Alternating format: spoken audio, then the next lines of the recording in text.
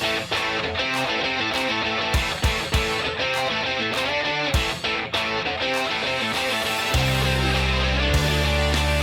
so before we get back to Carlisle, just want to let you know, check out my email address below. If you own a Prowler and you'd like to be in one of my next videos, or you have any other information, or you make parts for the Prowler, please let me know and send me an email so we can have you in one of my future videos. Now back to Carlisle. Okay, so I'm back here again at Carlisle, day 2, and today it's even worse than yesterday. Unfortunately, if you have a yellow Prowler, this is what you get. You get bugs all sitting on the car, and they won't go away for hours. It takes them a long time before they figure out this is not a giant flower and will actually finally get off the car. Nobody else's Prowler here has this problem, it's just mine. So, kind of sucks, but those are all bugs. They're just surrounding the car. I remember you from last time. Yeah. How you doing? Your name? Pretty well, Rob, kid. Rob, hey, yeah. You had the blue and purple and red one before, right? Yeah. What do you got here? What do you got here this time? My 61 Imperial is down at Building R. Oh, it's. Yeah. Oh, okay, cool. Yeah. Drove it this year. Something different. Okay. Hey, I was going to ask you, Gary, who did the panels on the side of yours? These are TGF panels. Those are TGF? Yeah. And do they make those anymore? No, you'd have to find somebody to sell. Okay, but who made it? Is the company called TGF? The company was called TGF. They were in California. They did the original concept car. Oh, okay. For Chrysler. Oh, they did? Yeah. Oh, okay. And that's what they do. That was I don't know what they do anymore, but that was the company. They would do concept cars and things like that. So they made this. They made the grill. Steve probably knows a lot more stuff than they Well, you know, because I think Jerry Newman has the same grill, and he didn't remember who it was. Or maybe he did say TGF. Honestly, I can't recall what he said. But I always liked that because it was more. It had the depth to it, yeah, than just the flat. Right. Now, do you have turn signals in those? Okay. Is that better? Yeah, I'm not sure if this is picking up on the video. It's kind of. Did they come on? They're on. They're on. I just. Where at? I don't see it. They're in that. It's right there inside the black strip. If you look really close. Oh, I see. There are lights on in there. They've gotten a little dimmer over the years. No, I thought what I was pointing to was I thought maybe you had them inside the panel. No, some people put lights in there too. I think I just took the sockets out of them. I took the lights out of those and did not. Oh, the side markers? Yeah, they're just hanging in there. Yep. I put purple ones in. I've got the wiper panels on my black car. Yeah, I wanted to. And I put a purple light hanging there, but it wasn't bright enough to really do anything. No, it needs to be a brighter. Yeah, that was my intent at one point to say, hey, if I could light that grill up, that would be pretty cool. And you got this new? Did you originally get this new? 600 miles. Oh, you bought it with 600 miles? 600 miles. In what year? Second owner. In what year? 2003. So you were okay. So the first owner didn't like it apparently. First, yeah, I don't know what the deal was. It was in Texas. He didn't drive it much. I think too many people bought these things thinking some people can't fit in them. They don't feel good. Well, the guy I bought it from was a pretty big guy, and he never drove it. I had 16 years old. It was 16 years old, and he almost never drove it. So, but why did he keep it for 16 years? Why didn't he sell it? Well, I think too many people thought that they could buy these and then they could jack the price up later. Well, they probably thought someday it might be, you know. It's a collector. Blue chip. Once he realized 16 years and it really hadn't gone up in value. Well, give it another 16 years, it might. Yeah. Well, the true collector cars are the ones that nobody knows are collector cars. Right. You know? Yep.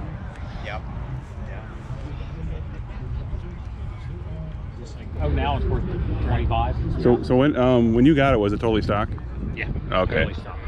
Where'd you get the cats on the? Everything under the hood I did. You did, you know, but where'd you buy the cats though? The cat stickers. I had my sign guy just make. I gave him the logo and had him make up decals. Oh, okay. And then I painted. I had basically what I did is I painted it orange and sealed it, and then I took the decal. I put the decal on top of the orange and then painted it black. Took the decal back off and then clear coated everything. Okay. What's the brand for the speaker? The woofer? That's a rock. What is that? Rockford Fosgate, I think.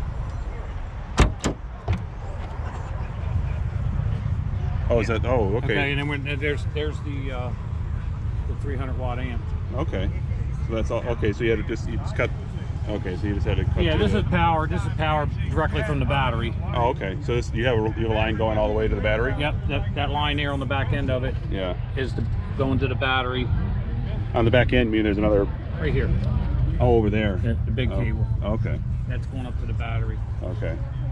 I mean, is it going under the tub? Or just No, inside. inside? Yeah, just kind of goes up here. Alongside the There tub? it is, right there. See Alongside it? the tub. Oh, okay.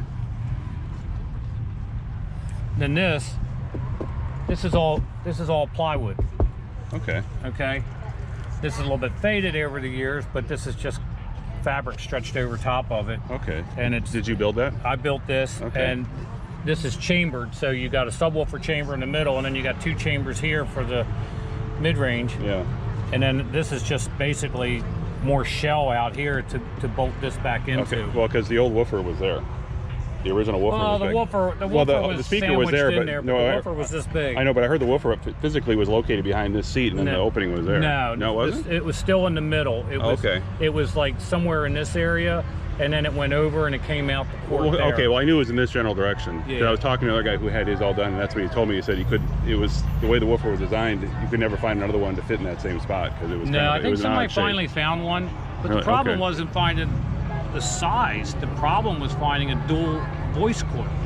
Okay. So it was a subwoofer that had 4 wires to it instead of 2. Okay. And if you didn't have that, it wouldn't work correctly. Okay.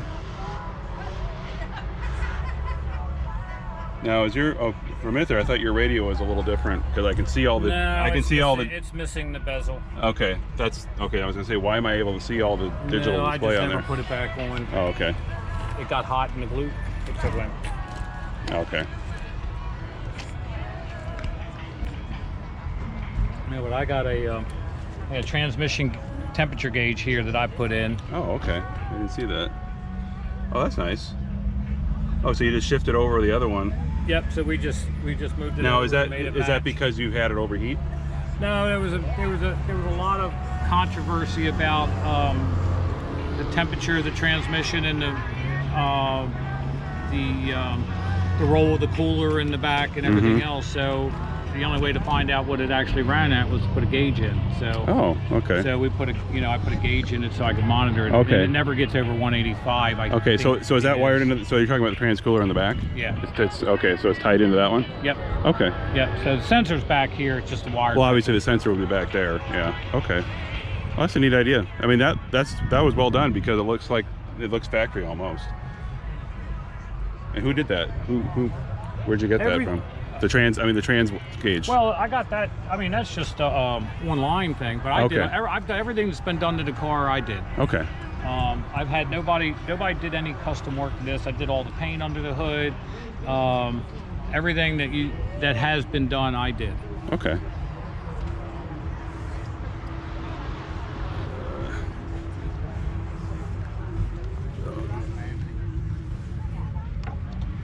Well, you've got a really beefy for the trailer hitch there. The post through the middle there is really big. I mean, mine's a lot small. I mean, this piece right here, Oh, okay. that's really big. I mean, mine is much thinner than that, holding it in. Although, is it thin through the middle, or is it just big on the outside?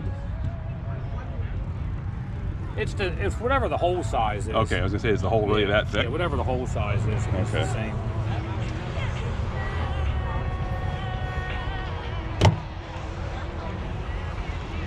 Now you gotta tell me where you can get one of those flags. I don't know if you can get these flags. I was gonna say, those are probably pretty old. That's the East Coast Posse flag. Oh, right. Well, so they both are. Yeah, I think Wild Bill made these up way back when. I don't think you can get them anymore.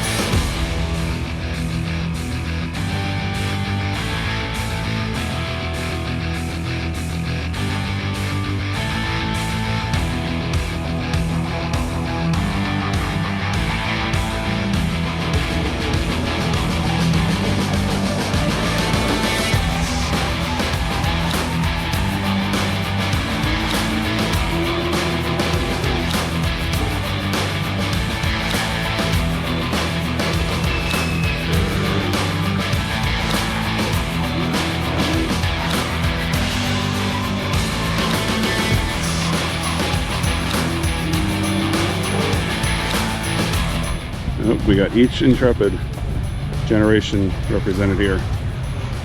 Each with only one car. This is the RT model of the second gen. I had the ES one.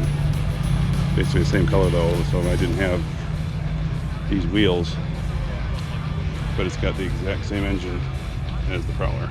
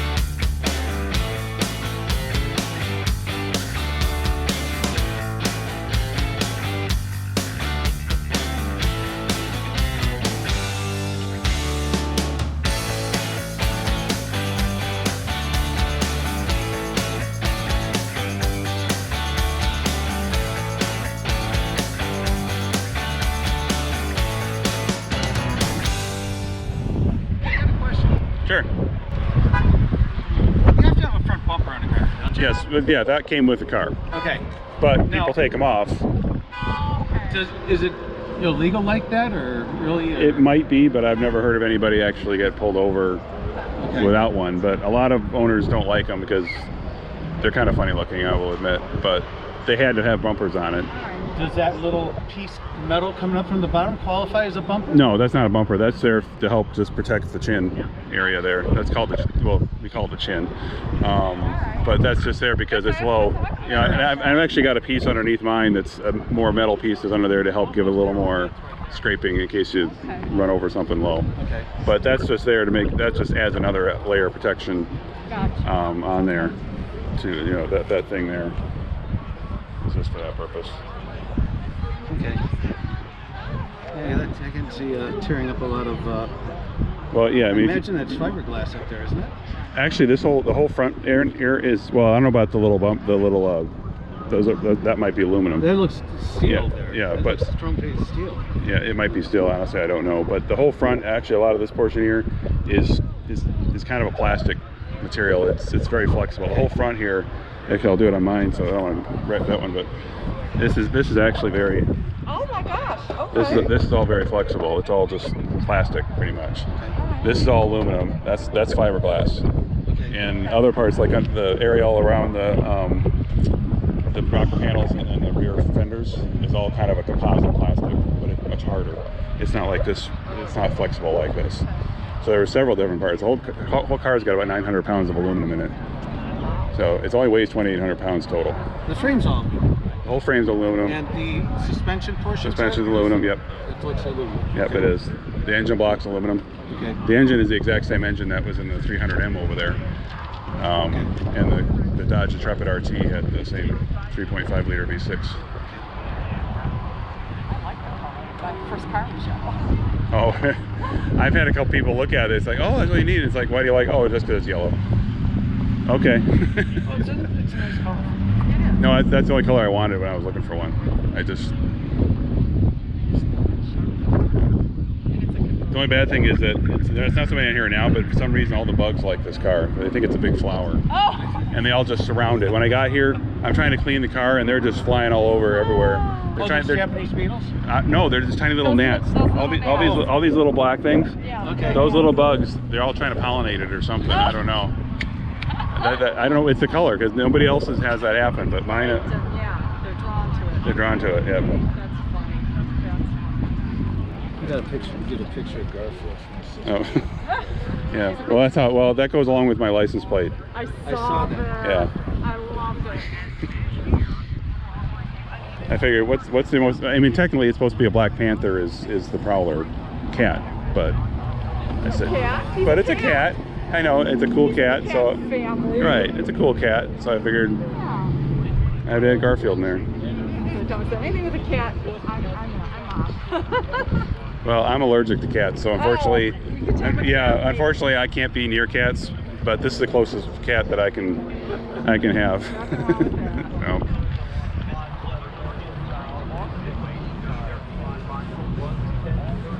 All right. Thank you. Thank you Hey, much. you're welcome. Thank you. Well, that's it from Carlisle. Hope to see you guys again soon. Thank you.